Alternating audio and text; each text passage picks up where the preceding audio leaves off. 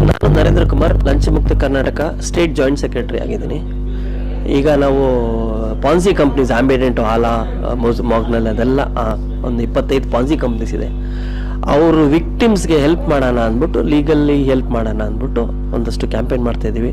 ಒಂದಷ್ಟು documents collect ಮಾಡಿದ್ದೀವಿ, ಯಾರ್ಯಾರಿಗೆ ಎಷ್ಟೆಷ್ಟು ಹೋಗಿದೆ, ಎಷ್ಟು ಇನ್ವೆಸ್ಟ್ ಮಾಡಿದ್ರು, ಎಷ್ಟು ವಾಪಸ್ ಬಂದಿದೆ, ಅದೆಲ್ಲ ಮಾಡಿದ್ದೀವಿ.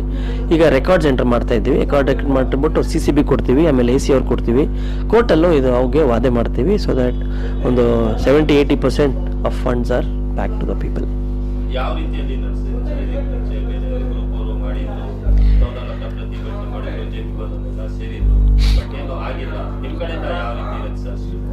ಸರ್, ಈಗ ಏನಾಗುತ್ತೆ, ಇದು ರಿಕವರಿ ಫ್ರಮ್ ಪಾನ್ಸಿಂಗ್ ಕಂಪ್ನೀಸು ಒಂದೆರಡು ವರ್ಷ ಟಿಪಿಕಲ್ ಕೋರ್ಟ್ ಥ್ರೂ ಆಗಬೇಕಂದ್ರೆ 1-2 ವರ್ಷ ಬೇಕಾಗುತ್ತೆ. ಅನ್ಲೆಸ್ ಅಂಟಿಲ್ ಒಂದು ಸ್ಮಾಲ್ ಅಮೌಂಟ್ ಇರೋದು ಅವ್ನು ಆಟೋಮೆಟಿಕ್ಲಿ ಅವನ ಹತ್ರ ಇದಿದೆ, ಅವರು ಕಲೆಕ್ಟ್ ಮಾಡಿರೋದು ಅದಾದರೆ ಜಲ್ದಿ ಬರ್ಬೋದು, ಇಲ್ಲಾಂದರೆ ಸ್ಲೋ ಆಗುತ್ತೆ. ಸೊ ನಾವು ಏನು ಮಾಡ್ತಿದ್ದೀವಿ, ಏನು ಆಗ್ಬೇಕಂದ್ರೆ, ಈಗ ಯಾರೋ ಒಬ್ಬರು ಒಂದು 100 ಕೋಟಿ ತೊಗೊಂಡು ಹೋಗಿದ್ದಾನಂದ್ರೆ ಅದು ಯಾರ್ಯಾರ್ದು ತೊಗೊಂಡು ಹೋಗಿದ್ದಾರೆ ಅಂತ ಫುಲ್ ಗೊತ್ತಾಗಬೇಕು. ಸೊ ಜನಕ್ಕೆ ಹೇಳಬೇಕು, ವಿಕ್ಟಿಮ್ಸ್ ಎಲ್ಲರೂ ಬರಬೇಕು. ಒಂದು 15 ದಿವಸದಲ್ಲಿ, ಒಂದು ತಿಂಗಳಲ್ಲಿ 100 ವಿಕ್ಟಿಮ್ ಬಂದ್ಬಿಟ್ಟು 900 ಜನಕ್ಕೆ ಗೊತ್ತೇ ಇಲ್ಲ ಅಂದರೆ ಏನು ಮಾಡೋಕ್ಕಾಗುತ್ತೆ? ಸೊ ಎಲ್ರಿಗೂ ವೇಟ್ ಮಾಡಿ ತಗೊಂಡು ಎಲ್ಲ ರೆಕಾರ್ಡ್ಸ್ ಮಾಡಿ ಕೋರ್ಟ್ ಕೊಡಬೇಕಾಗತ್ತೆ. ಎಷ್ಟು ಹಣ ಕಲೆಕ್ಟ್ ಮಾಡಿದ್ದಾರೆ ಅವರಿಂದ ಆ ಕೋರ್ಟು ಡಿಸೈಡ್ ಮಾಡಿಬಿಟ್ಟು ಎಲ್ರಿಗೂ ಹಂಚುತ್ತೆ. ಅದು ಸರ್, ನಾವು ಎಲ್ಲ ಪಾನ್ಸಿಂಗ್ ಕಂಪ್ನೀಸ್ದು ಇವಾಗ ನಮ್ಮ ಹತ್ರ ಮ್ಯಾಕ್ಸಿಮಮ್ ಆಂಬಿಡೆಂಟ್ ಬಂದಿದ್ದಾರೆ, 1-2 ಆಲಾ ಅವ್ರು ಬಂದಿದ್ದಾರೆ, ಇನ್ಸಾಸ್ ಬಂದಿದ್ದಾರೆ, ಅಜ್ಮೇರ ಬಂದಿದ್ದಾರೆ, ಹಾಗೆ ಥರ ಮಾರ್ಗ್ನಲ್, EPC ಎಲ್ಲ ಕಂಪ್ನೀಸ್ ಬಂದಿದ್ದಾರೆ, JSJ ಇವರೆಲ್ಲ ಬಂದಿದ್ದಾರೆ. ಅದರಲ್ಲಿ JSJ ಅಂತವ್ರು ಒಂದು ಸ್ವಲ್ಪ ಸ್ಮಾಲ್ ಅಮೌಂಟ್ ಇದೆ, ಆಂಬಿಡೆಂಟ್ ಅವರು ಒಂದು 1000 ಕಸ್ಟಮರ್ಸ್ ಇದ್ದಾರೆ, ಅಜ್ಮೇರ ಅವ್ರದ್ದು ಏನೋ ಸಿಕ್ಕಿದೆ ಅಂತಾರೆ. So it depends on multiple levels, multiple locations. ಆ ಥರ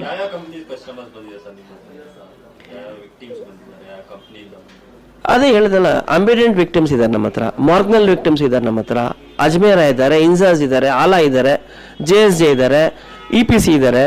ಈ ಕಂಪ್ನೀಸ್ ಅವರೆಲ್ಲ ಬಂದಿದ್ದಾರೆ. ಈಗ ನೀವು ಕೇಳಿದ್ರೆ ಟೌನಲ್ಲಿ ಕಲೆಕ್ಟ್ ಮಾಡಿದ್ರು ನೋಡಿ, ಇನ್ಫಾರ್ಮೇಶನ್ ಕಲೆಕ್ಟ್ ಮಾಡೋದು ಒಂದು ಪ್ರೋಸೆಸ್ಸು. ಅದು ಟ್ಯಾಬ್ಲೆಟ್ ಮಾಡಿ CCB ಗಾನ ಇಲ್ಲ AC ಗಾನ ಇಲ್ಲ ಕೋರ್ಟ್ ಅವ್ರಿಗೂ ಕೊಡೋದು ಇನ್ನೊಂದು ಪ್ರೋಸೆಸ್ಸು. ಅಲ್ಟಿಮೇಟ್ಲಿ ಹಣ ಕೋರ್ಟ್ ಮೂಲಕನೇ ಬರಬೇಕಾಗಿರೋದು. ಬೇರೆ ಮೂಲಕ ಹಣ ಬಂದರೆ ಕೆಲವ್ರಿಗೆ ಸಿಕ್ಕುತ್ತೆ, ಕೆಲವ್ರಿಗೆ ಸಿಕ್ಕಲ್ಲ. ಅದೊಂಥರ ಡೀಲ್ ಆಗ್ಬಿಡ್ತದೆ, ತಪ್ಪದು. ಈಗ 100 ಜನ ಕಾಸು ಹಾಕಿದ್ದಾರೆ, 20 ಜನಕ್ಕೆ ಕಾಸು ಸಿಕ್ತು, ಇನ್ನು 80 ಜನಕ್ಕೆ ಸಿಕ್ಕಿಲ್ಲ, ಅದು ತಪ್ಪಾಗುತ್ತೆ. ಸೊ ಕೋರ್ಟ್ ಮೂಲಕ ಎಲ್ಲ ವಿಕ್ಟಿಮ್ಸ್ಗೂ ಹಣ ಕೊಡೋ ಪ್ರಕ್ರಿಯೆ ನಾವು ಮಾಡೋಕ್ಕೆ ಸಿದ್ಧವಾಗಿದ್ದೀವಿ. ಒಂದು ಕಂಪ್ನಿ ಮೇಲೆ ಹೋಗುತ್ತೆ. ಕೆಲವ್ರು ಏನು ಮಾಡಿದ್ದಾರೆ, ತುಂಬ ಖರ್ಚು ಮಾಡಿದ್ದಾರೆ. ಕೆಲವರು ಅವರೇ ಲಾಸ್ ಮಾಡ್ಕೊಂಡಿದ್ದಾರೆ. ಒಂದಷ್ಟು ಹಣ ಬಂದಿದೆ, ದೊಡ್ಡ ಆಫೀಸ್ ತಗೊಂಡ್ರು, ಖರ್ಚಾಗೋಯ್ತು. ಕೆಲವ್ರು ಏನು ಮಾಡಿದ್ದಾರೆ, ಇನಿಷಿಯಲಿ ಕೊಟ್ಟಿದ್ದಾರಲ್ಲ ಪೇಮೆಂಟು, ಅದರಲ್ಲಿ ಒಂದಷ್ಟು ಪ್ರಾಫಿಟ್ ಕೊಟ್ಬಿಟ್ಟಿದ್ದಾರೆ. ಸೊ ಮುಂದೆ ಕಸ್ಟಮರ್ ಬರ್ತಾರೆ, ನಮಗೆ ಹಣ ಹಾಕ್ತಾರೆ ಅಂದ್ಬಿಟ್ಟು ಇವ್ರಿಗೆ ಒಂದಷ್ಟು ಕೊಟ್ಬಿಟ್ಟಿದ್ದಾರೆ. ಸೊ ಅವರಿಂದ ಪ್ರಾಫಿಟ್ ಕಸ್ಟಮರ್ ತೊಗೊಂಡಿರೋದ್ರಿಂದ ವಾಪಸ್ ಹಣ ಬರೋದು ಸ್ವಲ್ಪ ಕಷ್ಟ ಆಗ್ಬೋದು. ಬಟ್ ಮೋಸ್ಟ್ಲಿ 80-90%, 80% ಅಂತೂ ಬರುತ್ತೆ. ಕೆಲವರು 100% ಬರ್ಬೋದು. ಅಜ್ಮೇರ ಅಂತವರು, ಅವ್ರ ಹತ್ರ CCB ಹತ್ರ ಕೇಳಿದ್ದಕ್ಕೆ, ಇಲ್ಲ ಅವ್ರ ಹತ್ರ ನಾವು ಡಾಕ್ಯುಮೆಂಟ್ಸ್ ಇದು ತೊಗೊಂಡ್ಬಿಟ್ಟಿದ್ದೀವಿ, we have more money than to be paid ಅಂತ ಹೇಳ್ತಾರೆ. But that is true. ಈಗ ಎಷ್ಟು ಜನ ಬಂದಿದ್ದಾರೆ ಕಸ್ಟಮರ್ಸ್ ಅವ್ರ ಹತ್ರ, ಅವ್ರ ರೆಕಾರ್ಡ್ ಪ್ರಕಾರ. ಬಟ್ ನಿಜವಾದ ಕಸ್ಟಮರ್ಸ್ ಇನ್ನೂ ಇದ್ದಾರಾ, ಅದ್ರ ಮೇಲೆ ಅದು ಡಿಪೆಂಡ್ ಆಗುತ್ತೆ. ಬಟ್ ಮೋಸ್ಟ್ಲಿ ಬರುತ್ತೆ, 70-80% ಬರುತ್ತೆ. ಆಂಬಿಡೆಂಟ್ ರಿಕವರಿ ತುಂಬ ಕಡಿಮೆ ಇದೆ. ಅವರು ತುಂಬ ಖರ್ಚು ಮಾಡಿದ್ದಾರೆ. ಇಲ್ಲಿ ಏನಾಗಿದೆ, ಅವರ ಫ್ರಾಡ್ಗಳು ಏನು ಮಾಡ್ತಾರೆ, ಬದುಕೋದಕ್ಕೆ ಇಲ್ಲಿ ಖರ್ಚು ಮಾಡಿಬಿಡ್ತಾರೆ. ಅವ್ರಿಗೆ ಹಣ ಕೊಟ್ಟಿದ್ದೀನಿ ಅಂತಾರೆ, ನಿಜವಾಗ್ಲೂ ಕೊಟ್ಟಿದ್ದಾರೋ ಎಲ್ಲೋ ಗೊತ್ತಾ, ಎಲ್ಲರ ಹೆಸರು ಹೇಳ್ತಾ ಇದ್ದಾರೆ. ಸೊ ಅವ್ರು ಖರ್ಚು ಮಾಡಿದ್ದೀನಿ ಅಂತಾರೆ, ಕೆಲವು ಜಾಗದಲ್ಲಿ ಕೊಟ್ಟಿದ್ದಾರೆ. ಸೊ ಅದು ಏನು ಮಾಡ್ಬೇಕಂದ್ರೆ, ಅವ್ರ ಬ್ಯಾಂಕ್ ಅಕೌಂಟ್ಸ್ ಯಾವ್ಯಾವ್ದಿದೆ, ಸಪೋಸ್ ಆಂಬಿಡೆಂಟ್ ತಗೊಳ್ಳಿ, ಆಂಬಿಡೆಂಟ್ 1-2-3 ಬ್ಯಾಂಕ್ ಅಕೌಂಟ್ ಇರ್ತದೆ. ಆ ಬ್ಯಾಂಕ್ ಅಕೌಂಟಿಂದ ಮೇಜರ್ ಚಂಕ್ಸ್ ಎಲ್ಲೆಲ್ಲಿ ಹೋಗಿದೆ ಅವ್ರ ಹತ್ರ ಹೋಗ್ಬಿಟ್ಟು ನಿಮಗೆ ಯಾಕಪ್ಪ ಕಾಸು ಕೊಟ್ಟರು ಅಂತ ಕೇಳಬೇಕು. ಕೇಳಾದ್ಮೇಲೆ ಆ ಅಮೌಂಟು ರಿಕವರಿ ಮಾಡಬಹುದು. ಒಂದಷ್ಟು ಬೇನಾಮಿ ಪ್ರಾಪರ್ಟೀಸ್, ಒಂದಷ್ಟು ಕ್ಯಾಶ್ ತಗೊಂಡಿದ್ದಾರೆ, ಆ ಕ್ಯಾಶ್ ಹಂಗೆ ಕೊಟ್ಬಿಟ್ಟಿದ್ದಾರೆ, ಅದು ಆಗತ್ತೆ. ಆ ಕ್ಯಾಶ್ ಅವರು ಕೆಲವ್ರ ಹತ್ರ ಅಗ್ರಿಮೆಂಟು ಇಲ್ಲ, ಹಂಗಂದ್ರೆ ಆ ಕ್ಯಾಶ್ ಹೋಯ್ತು. ಸೊ ಒಂದಷ್ಟು ಜನ ಕಾಸು ಕಳ್ಕೊಂತಾರೆ, ಅದಂತೂ ನಿಜ. ಸರ್, ನನಗೆ ಗೊತ್ತಿರೋದು ಒಬ್ರು ಆಂಬಿಡೆಂಟ್ ಇನ್ವೆಸ್ಟರ್ 3.1 crores ಹಾಕಿದ್ದಾರೆ. ಅವ್ರ ಮನೆನೋ ಸೈಟೋ ಬಿಲ್ಡಿಂಗ್ ಮಾರ್ಬಿಟ್ಟು 3.1 crore ಕೊಟ್ಟಿದ್ದಾರೆ ಒಬ್ರು. ಮುಂದೆ ಬರಕ್ಕೆ ಎದುರ್ತಾರೆ. ಇದರಲ್ಲಿ 2. ಒಂದು, ಇಷ್ಟೇ ಅಮೌಂಟ್ ಹಾಕಿರೋರು 30 lakhs 40 lakhs ಅವರು ಕ್ಯಾಶ್ ಹಾಕಿಲ್ಲ, ಅವರು ಥ್ರೂ ಬ್ಯಾಂಕ್ ಹಾಕಿದ್ದಾರೆ. ಹಂಗಂದ್ರೆ most probably they have source of income ಎಲ್ಲಿಂದನೋ ಇದೆ. ಅವ್ರು ಎದುರ್ತಾ ಇದ್ರೆ ತಪ್ಪು, ಅವ್ರು ಎದುರು ಕೊಡೋದು, ಅವ್ರು ಬರಬೇಕು. ಹಬ್ಬ ಬಂದ್ರೆ ಏನಾಗುತ್ತೆ, ಇನ್ಕಮ್ ಟ್ಯಾಕ್ಸ್ ಅವ್ರು ಕೇಳ್ತಾರೆ ಎಷ್ಟಪ್ಪ ಅಂತ ಹೇಳ್ತಾರೆ, ಅದು ಪೆನಲ್ಟಿ ಕಟ್ಬಿಟ್ಟು ಟ್ಯಾಕ್ಸ್ ಕಟ್ಬಿಟ್ಟು ಹೋಗಿ, ಅದು ನಿಮ್ಗೆ ಅರ್ಧ ಮೋಸ್ಟ್ಲಿ 50% ಸಿಗುತ್ತೆ. ಈಗ ಅವ್ರಿಗೆ ಎದುರಿಸ್ತಾ ಇದ್ದಾರೆ ಒಂದಷ್ಟು ಜನ, ನೀವು ಜಾಸ್ತಿ ಕಾಸು ತಗೊಂಡಿದ್ದೀರಾ, ಎಲ್ಲಿಂದ ಬಂತು, ಕಿದರ್ ಸೆ ಆಯಾ ಪೈಸಾ ಅಂತ ಕೇಳ್ತಾರೆ. ಅದು ತಪ್ಪು. ಕಿದರ್ ಸೆ ಆಯಾ ಪೈಸಾ ಅದು ಕೇಳಂಗಿಲ್ಲ. ಅವ್ರು ಹಾಕಿದ್ದಾರೆ, ಕಳ್ಕೊಂಡಿದ್ದಾರೆ. ಈಗ ಯಾರ್ದೋ ಕಳ್ತನ ಆಯ್ತು ಮೋಟರ್ ಸೈಕಲ್, ನಿನ್ನ ಹತ್ರ ಮೋಟರ್ ಸೈಕಲ್ ತಗೊಳ್ಳೋದಕ್ಕೆ ಕಾಸು ಎಲ್ಲಿಂದ ಬಂತು ಕೇಳಕ್ಕಾಗುತ್ತಾ? ಮೋಟರ್ ಸೈಕಲ್ ನಂಬರ್ ಹೇಳಿ ನಾನು ಹಿಡಿದು ಕೊಡ್ತೀನಿ, ಆಮೇಲೆ ನೀವು ಪ್ರಚಾರ ಇದು ಮಾಡಿ. Income tax department income tax ಮಾಡಬೇಕು, ತನಿಖೆ ಅವರು ತನಿಖೆ ಮಾಡಬೇಕು. ಸೊ ಅದು ತಪ್ಪು, ಅದು ಸುಳ್ಳು. ಜನಕ್ಕೆ ಎದುರಿಸಿದ್ದಾರೆ, ಜನನು ಎದುರ್ಕೊಂಡಿದ್ದಾರೆ, ಏನೇನೋ ಫೀಲಿಂಗ್ಸ್ ಇದೆ. ಬಟ್ ನಮ್ದು ಐ ರಿಕ್ವೆಸ್ಟ್ ಎವ್ರಿಬಡಿ, ಯಾರ್ಯಾರೇ ದೊಡ್ಡ ಅಮೌಂಟ್ ಇದ್ರು ಅವರು ಬಂದು ಹೇಳಿ ನಮಗೆ ಇಷ್ಟು ಅಮೌಂಟ್ ಹೋಗಿದೆ ಅಂತ. ಅವ್ರು ಬ್ಯಾಂಕಲ್ಲಿ ಥ್ರೂ ಬ್ಯಾಂಕ್ ಟ್ರಾನ್ಸಾಕ್ಷನ್ ಮಾಡಿರ್ತಾರೆ, ಪ್ರೂಫ್ ಇರ್ತದೆ. I am sure they have proof of income, ಅಷ್ಟಿದೆ. ನಾವು ವಿಕ್ಟಿಮ್ಸ್ ಒಂದೇ ವಿನಂತಿ, ದಯವಿಟ್ಟು ಇಂಥ ಪಾನ್ಸಿ ಕಂಪ್ನಿ ಮೇಲೆ ಡಿಪೆಂಡ್ ಆಗಬೇಡಿ. ಹರಾಮ್ ಹಲಾಲ್ ಅದರಲ್ಲಿ ಡಿಫ್ರೆನ್ಸ್ ಏನಂತ ನನಗೆ ಗೊತ್ತಿರೋ, ಸ್ವಲ್ಪ ಗೊತ್ತಿರೋದು ಅಷ್ಟದು. हमारे खून पसीने का पैसा वो हलाल होता है, दूसरे के पसीने का पैसा हराम होता है. ಸೊ ನೀವು ನಿಮ್ಮ ಹಣ ನೀವು ಹೇಗೆ ದುಡಿಬೇಕಂದ್ರೆ ಪ್ರಾಫಿಟ್ ಶೇರಿಂಗ್ ಮಾಡಿ. ಬಟ್ ಪ್ರಾಫಿಟಲ್ಲಿ ನೀವು ಏನೋ ಕಷ್ಟ ಮಾಡಿದರೆ ಮಾತ್ರ ನಿಮ್ಮ ಪ್ರಾಫಿಟ್ಟು. ಯಾರಿಗೋ ಕಾಸು ಕೊಟ್ಬಿಟ್ಟು ಅಲ್ಲಿಂದ ಪ್ರಾಫಿಟ್ ನಿಮಗೆ ಬಂದರೆ ಅದು ಇನ್ವೆಸ್ಟ್ಮೆಂಟ್ ಆಗುತ್ತೆ, ಅದು ಹಲಾಲ, ಅದು ಗೊತ್ತಿಲ್ಲ. ಸೊ ದಯವಿಟ್ಟು ಒಂದು ಅದು. ಎರಡನೇದು, ಜಾಸ್ತಿ ಕಾಸು ಕೊಡ್ತೀನಿ ಅಂದರೆ ಅವ್ರದ್ದು ಯಾವ ಬಿಸ್ನೆಸ್ ಇರ್ತದೆ, ಅದು ಎಷ್ಟು ಸ್ಟೇಬಲ್ ಆಗಿರ್ತದೆ, ಅದ್ರ ಮೇಲೆ ಯೋಚನೆ ಮಾಡಿ. ಯಾರೋ ನಿಮಗೆ 1 to ಡಬಲ್ ಮಾಡ್ಬಿಡ್ತೀನಿ ಅಂದರೆ ನೀವು ನಂಬಬೇಕು, ಏನು ಬಿಸ್ನೆಸ್ ಮಾಡ್ತಾನಪ್ಪ ಡಬಲ್ ಮಾಡೋನು, ಉಲ್ಟಾ ಸೀದಾ ಕೆಲಸ ಮಾಡೋನು ಸಿಗಾಕೊಂಡ್ರೆ ನಮ್ಮ ಕಾಸು ಹೋಗ್ಬಿಡ್ತದೆ. ಸೊ ದಯವಿಟ್ಟು ಇಂಥ ಸಿಸ್ಟಮ್ಗಿಂತ ಪಾನ್ಸಿ ಸ್ಕೀಮ್ಸ್ಗೆ ಕಾಸು ಹಾಕಬೇಡಿ ಅಂತ ಹೇಳ್ತೀನಿ.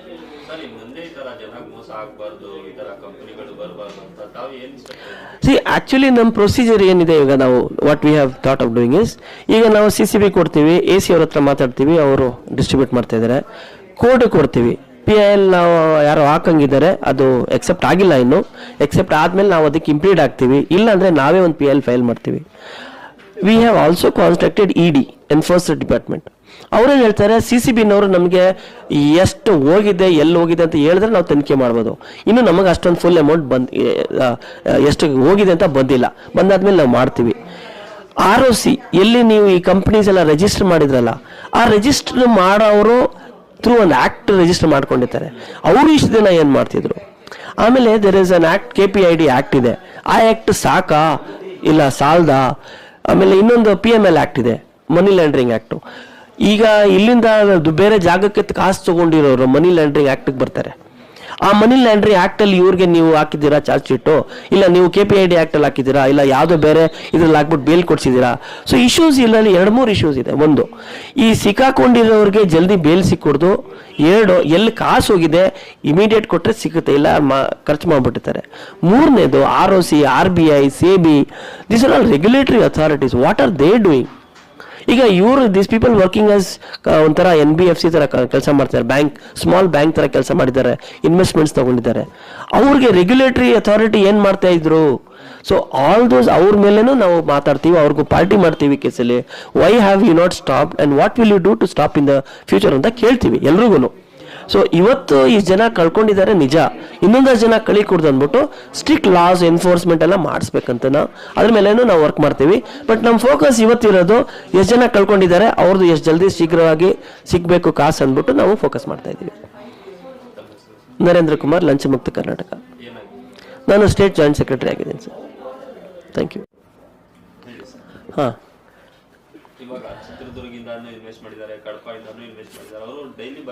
ಇಲ್ಲ ಬರೋಕ್ಕಾಗಲ್ಲ, ಅವ್ರು ಬರೋಕ್ಕಾಗಲ್ಲ, ಅವಶ್ಯಕತೆ ಇಲ್ಲ. ಏನಾಗಿದೆ ಅಂದರೆ, ಈಗ ಒಂದಷ್ಟು ಜನದ್ದು there is a internal circular in CCB, ಅದು ತೋರಿಸಿದ್ರು ನನಗೆ. ಅದ್ರ ಫಾರ್ಮ್ಯಾಟ್ ಏನಂದರೆ, ಒಂದಷ್ಟು ಜನ ಕೇಸ್ ಹಾಕಿದ್ರೆ ಒಂದು ಕಂಪ್ನಿ ಮೇಲೆ, ಬೇರೆ ಎಲ್ಲ ವಿಕ್ಟಿಮ್ಸು ಆ ಕೇಸಲ್ಲಿ ಸೇರಿಸ್ಬೋದು ಅವ್ರಿಗೆ. ಅವರ ಇನ್ಫಾರ್ಮೇಷನ್ ಮಾತ್ರ ಬೇಕಾಗಿರೋದು. ಸೊ ಈಗ ಚಿತ್ರದುರ್ಗಲ್ಲಿರ್ಬೋದು, ಬಳ್ಳಾರಿಯಲ್ಲಿರ್ಬೋದು, ಬೆಳಗಾವಿಯಲ್ಲಿರ್ಬೋದು, ಅವರು ನಮಗೆ ಇನ್ಫಾರ್ಮೇಷನ್ ಕೊಟ್ಟರೆ ಸಾಕು. ಆ ಇನ್ಫಾರ್ಮೇಷನ್ ಏನಂತ ನಾವೆಲ್ರಿಗೂ ವಾಟ್ಸಪ್ ಕಳಿಸಿದ್ದೀವಿ. ನಮಗೊಂದು ಅಗ್ರಿಮೆಂಟ್ ಕಾಪಿ 1 ಪೇಜ್ ಮಾತ್ರ. ಅದ್ರ ಹಿಂದೆ ನಿಮ್ಮ ಹೆಸರು, ಫೋನ್ ನಂಬರು, ವೈಫ್ ಆಫ್ ಅಂತ ಇರ್ತದೆ, ಕಸ್ಟಮರ್ ID, ಯಾವ ಕಂಪ್ನಿಲಿ ಹಾಕಿದ್ದೀರಾ, ಎಷ್ಟು ಹಾಕಿದ್ರಿ, ಎಷ್ಟು ಬಂತು, ಎಷ್ಟು ಬಾಕಿ ಇದೆ, ಆಮೇಲೆ ನಿಮ್ಮ ಹತ್ರ ಒರಿಜಿನಲ್ ಡಾಕ್ಯುಮೆಂಟ್ಸ್ ಇದೆಯೋ ಇಲ್ವೋ, ಹೇಗೆ ನೀವು ಕಾಸು ಕೊಟ್ರಿ, ಕ್ಯಾಶ್ ಕೊಟ್ರ, ಬ್ಯಾಂಕ್ ಟ್ರಾನ್ಸ್ಫರ್ ಮಾಡಿದ್ವಿ, ಈ ಇನ್ಫಾರ್ಮೇಶನ್ ನಮಗೆ ಕಳಿಸಿದ್ರೆ ವಾಟ್ಸಪ್ಪಲ್ಲೂ ಕಳಿಸ್ಬೋದು, ಮೇಲಲ್ಲೂ ಕಳಿಸ್ಬೋದು, ಪೋಸ್ಟಲ್ಲೂ ಕಳಿಸ್ಬೋದು. ಕಳಿಸಿದ್ರೆ ನಾವು ಅದು ನಮ್ಮ ಡೇಟಾ ಬೇಸ್ಗೆ ಆ್ಯಡ್ ಮಾಡ್ಕೊತೀವಿ. ಆ್ಯಡ್ ಮಾಡಿಕೊಂಡು ಅಧಿಕಾರಿಗಳಿಗೆ ಯಾರ್ಯಾರಿದ್ದಾರೋ ಅಥಾರಿಟೀಸ್ ಕೊಡ್ತೀವಿ ನಾವು. WhatsApp number 9108457205. ಇನ್ನೊಂದು ವಾಟ್ಸಪ್ ನಂಬರು 9513387205. ಎರಡು ನಂಬರ್ಗೂ ಯಾರಿಗೂ ಯಾವ ನಂಬರ್ಗೂ ಕಳಿಸ್ಬೋದು. 9108457205, 9513387205. ಎರಡು ನಂಬರಲ್ಲಿ ಯಾರ್ದನ್ನ ವಾಟ್ಸಪ್ ಮಾಡಿ ಕಳಿಸ್ಬೋದು. ಇಲ್ಲ ನಮ್ಮ ಅಡ್ರೆಸ್ಗೆ ಲಂಚ ಮುಕ್ತ Karnataka 31 8th E Main 4th Block Jayanagar Bengaluru ಕಳಿಸಿದ್ರು ಸಾಕು. ಇನ್ನು ಮಾಡಿಲ್ಲ, ಫೇಸ್ಬುಕ್ ಅಲ್ಲಿ ಮಾಡೋಣ ಅಂತಿದ್ದೀನಿ, but in too much if personal details ಇದೆ, ಅದು ಆನ್ಲೈನ್ ಮಾಡಿದ್ರೆ ಕಷ್ಟ ಆಗುತ್ತೆ. ಆ್ಯಪ್ ಎಲ್ಲ ಡೆವಲಪ್ ಮಾಡಬೇಕು, ಅದೆಲ್ಲ ಸ್ವಲ್ಪ ಕಷ್ಟನೇ. ಈಗ ಲೇಟ್ ಆಗ್ಬೋದು, ಅದೆಲ್ಲ ಮಾಡೋಕ್ಕೆ ತುಂಬ ಲೇಟ್ ಆಗುತ್ತೆ, ಟೆಸ್ಟ್ ಮಾಡಿ ಚೆಕ್ ಮಾಡಬೇಕು. ವಾಟ್ಸಪ್ ಮಾಡಿದ್ರೆ ಸಾಕು, more than enough. Thank you sir. मेरा नाम साजिद जंबगी. कौन से कंपनी में आपका इन्वेस्टमेंट? एम्बिडेंट और अजमेरा. इससे पहले आप उधर टाउन हॉल में गए थे, जेपी भवन गए थे? जी गए थे, जेपी भवन में भी गए थे, बहुत गलाटा हुआ, उधर देने को नहीं हुआ. बाद में फिर एक बार टाउन हॉल करने बुलाया, लेकिन टाउन हॉल में क्या हुआ, एक बार हमारे एक इनका इंतकाल हो गया, तो उनकी एक लीडर मर गया और पोस्टपोन हो नेक्स्ट वीक, और टाउन हॉल में सेकंड टाइम बुलाए बाद में सबमिट करो करको बोले, तो जरा कंफ्यूजन हुआ. पहले सब कंपनी के भर लो देव करको बोले, वहाँ गए के बाद मैक्सिमम खाली एम्बिडेंट के कलेक्शन होते थे. वो फॉर्म लेने के बाद में तुम अपडेट्स देते रहते हैं, जैसा व्हाट्सएप में आ रहा वो नंबर को मिल जाता कर बोल को उनका नंबर फैला डाले. मस्तान भाई का नंबर ऐसा आम हो गया, सब जगह मिल गया, लेकिन वो नंबर को जब करते हैं या तो बिजी आता या तो नॉट रीचेबल आता, उठाते नते. अपडेट्स इरेगुलरिटीज होने की वजह से बाद में और एक लंच मुक्त कर्नाटक निर्माण वेदिके वाले उन्होंने भी एक ड्राइव शुरू करे कलेक्शन कर लेंगे, तो वहाँ पे भरोसा आया. अच्छा, यानी उनका जो ऑर्गेनाइज वे कहाँ बुलाते हैं, उन्होंने ये करते हैं सिस्टमेटिकली वो कैसा कलेक्शन करने का, उसके बाद उनके ऑफिस का खुद एड्रेस दे, वहाँ पे कलेक्शन चलने को है. तो उसकी वजह से लोग ज़्यादातर ड्राइव लंच मुक्ता के यहाँ को देने लगे. अल्हम्दुलिल्लाह वहाँ कलेक्शन होने को है, और वहाँ से उन्होंने पूरा जो भी फॉलोअप से सीसीबी करने जाको देने का करने का उनके साथ रेगुलर अपडेट मिलने को है. कभी भी कॉल करे तो भी एक नरेंद्र कुमार भाई को तो हैं, और उन्होंने मेन इंचार्ज ले को हिंसो, सही में उन्होंने हिंसो रवि प्रसाद रेड्डी उन्होंने हिंसो, लेकिन वो इंचार्ज देखो हिंसो नरेंद्र इनको. तो ऑर्गेनाइज वे लोगों को बुला को एप्लीकेशन लेने लगे अल्हम्दुलिल्लाह. और रेगुलरली उन्होंने लंचा मुक्ता की तरफ से सीसीबी ऑफिस को जाने का, टाइम पर बार बार जाको अपडेट्स लेने का, सर हमें कलेक्ट कर को देते हैं, तुम ये करते हैं कर बोल को उनको देखो भी है. और वो मैसेज व्हाट्सएप ग्रुप के जरिए 100 लोगों को इत्मीनान से मैसेज मिलने को है. और कभी भी फोन करे तो भी नरेंद्र भाई उन्होंने बिजी रहे तो बोलते हो ना, बाद में भी मैसेज तुमने मिल जाता क्या भी रहा तो इंशाल्लाह. अभी आपका अमाउंट कितना इन्वेस्ट था एम्बिडेंट में 3 अकाउंट थे अलग अलग, एक 10 लाख का, एक 2.5 लाख का, बाद में एक 1.5 लाख का. 10 लाख का तकरीबन 2 to 3 इन्वेस्टमेंट आपको है, 2.5 लाख के भी 2 इन्वेस्टमेंट आपको है. वो 1.5 लाख का एक भी नहीं है, वो एक ही कहते फिक्स्ड अमाउंट बोलते, तो फिक्स डिपॉजिट सर का एकदम 4 महीने के बाद डबल होकर आता था, तो वो एक भी नहीं है. तो उसके बाद क्या करे, वहाँ के जो हमने एजेंट वहाँ डालने लगे थे, नहीं इससे भी अच्छा मिलता तुम ना होकर बोल को अजमेरा में ले गए. वहाँ भी अजमेरा में तकरीबन 26 लाख है, तो वहाँ भी एक 2 इंस्टॉलमेंट आपको हैं. बाद में मैक्सिमम एक 18 लाख तक का आने का है अभी अजमेरा में नहीं आपको. साजिद जंबगी करके बीजापुर से प्रॉपर में, लेकिन बेंगलुरु में आपको तकरीबन 15 साल के ऊपर हो गया. जी अस्सलाम वालेकुम रहमतुल्लाहि बरकातुहू. मेरा नाम तमन्ना है, मैं एम्बिडेंट की विक्टिम हूँ. मेरे तकरीबन जो है 7 लाख रुपए एम्बिडेंट में इन्वेस्ट कर हूँ. 1 रुपया भी मेरे को नहीं आया. जनवरी में मैंने इन्वेस्ट किया है, मुझे कुछ भी पैसा नहीं मिला एम्बिडेंट से, ना प्रॉफिट ना कुछ भी नहीं मिला, 1 रुपया भी नहीं मिला है. मेरे जैसे ऐसे कई इन्वेस्टर्स हैं जिनको जनवरी, नवंबर, दिसंबर, जनवरी से कुछ भी 1 रुपया भी पैसा इन्वेस्टमेंट उनको आकर नहीं है. बहुत से लोग जो है अपना पैसा नवंबर से लगा के फंस गए हैं, 1 रुपया भी प्रॉफिट नहीं आकर है. और उसके बाद जो है मस्तान भाई जो आए थे सामने हेल्प करने के लिए, तो उन्होंने जहाँ जहाँ बुलाए हम सब गए. और उसके बाद जो है उन्होंने बराबर अपडेट्स बराबर ये करे नहीं हम ना कि कैसा फॉलोअप करना, कैसा उनके साथ कैसा पैसे आने का तरीका है, क्या भी उन्होंने टाइम टू टाइम अपडेट हम बराबर